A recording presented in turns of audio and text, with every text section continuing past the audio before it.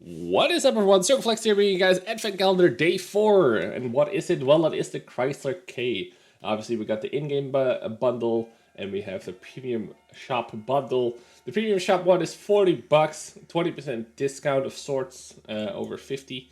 You get the garage side, you get 100% crew. This is not BIA crew, so this is pretty much a waste. And you get 2500 gold, 30 days of premium, 25 missions for times 5 XP for each victory. Compared to the in-game bundle, which is 9,500 gold, which would set you back about 34 euros. If you are going to buy it, the bundle is actually better, because 2,500 gold is going to be almost 10 euros, and 30 days of premium account is like 15 or something. So unless you have a lot of premium days already and a lot of gold, then I would just buy the in-game one. But otherwise, the bundle is a better purchase. However, do I think this tank is worth buying in the first place? So the Chrysler K was, oh man, this is already like 2 years old or so by now, and it still holds up the same issues that it had previously. And the biggest number one issue why I cannot recommend this thing is the absurdly low base pen on a rear-mounted tank with a long reload, about a 10-second reload time, and on a side scraping heavy, and then the APCR is 62 millimeters better on average.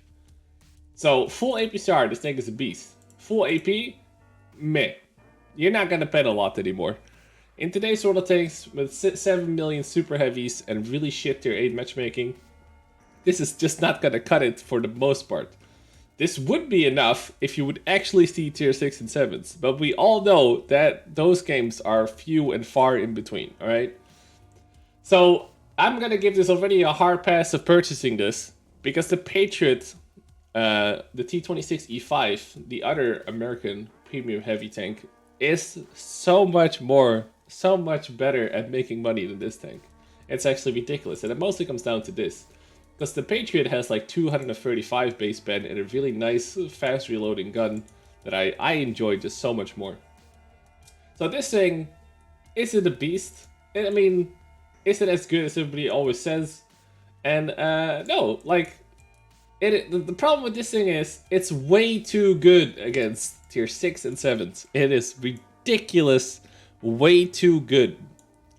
So when you play the Patriot and stuff, your lower plate is still kind of weak, right? And especially your sides is going to be trash because it's the American design, right?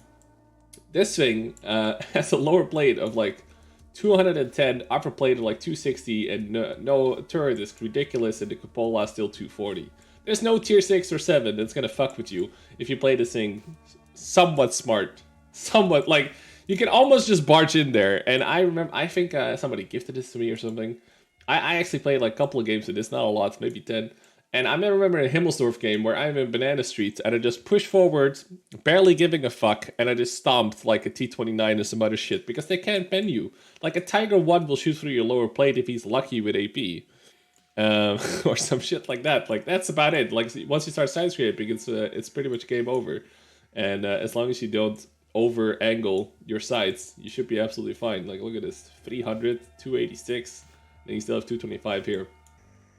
The other thing you gotta worry about is if you go around corners, people can track you and pen you at the same time really easily, and then your turret is still stuck behind cover. So always be careful with that with rear-mounted tanks if you are gonna buy it.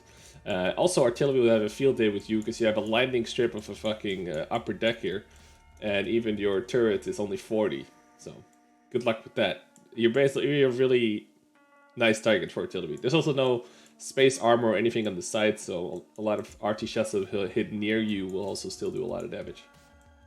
A little bit less so because of the armor compared to some of the other American tanks at tier 7 and 8, but hey. So yeah, this is the major crutch of the whole fucking Chrysler K, is this shit. This is just really dumb. These numbers should be pulled together a lot more. This should be like 220 or something. This should be like 240, 250 maybe. Something along those lines anyway. So yeah, for money making wise, I would not. This is a hard pass. This is a hard pass. Like I personally would recommend the Patriots so much more than this thing. It's actually crazy. But let's just talk about the tank real quick. You have 380 fuel range, which means you can get the full fuel range if you have Bronze Arms, Recon, and Situational Awareness. You're obviously going to run the Optics, Vert Steps, and Gun Rammer on it. And then if you also run Foods, you get almost 470 fuel range. You get 32 Dispersion, 1.7 aim time. The aim time in this is actually ridiculous, by the way. If you look at the aim time, 1.78, and that's without food. That's with First Steps and Bronze Arms. So, pretty ridiculous. Yeah, I mean, this tank... like, just a hard pass, man. I would definitely say hard pass and just buy the Patriot. I have no replays of this tank on my YouTube channel, so I have no links for that, unfortunately.